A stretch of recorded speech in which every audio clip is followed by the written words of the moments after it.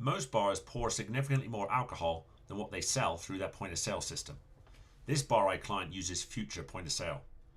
In their liquor category, for this week, we've calculated they accounted for 91% of the alcohol that was poured, meaning that 9% was over-poured, given away, or forgotten to be rung into the system.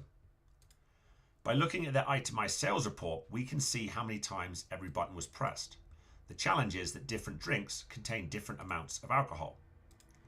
The Bar Recipes module allows us to enter a recipe for every individual button in the system. So if your shot is smaller at 1.25 ounces than your cocktails at 1.5 ounces, that's accounted for accurately.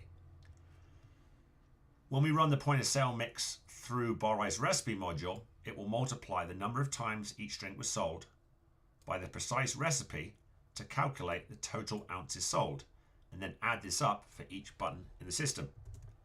The end result is that for every product at your bar, you can compare how many servings were sold and what was poured in real life. On average, our clients are able to use this information to reduce their overall liquor cost by 3 full percentage points. If you're interested to learn more, schedule a demo on the Bar website. Thanks for watching.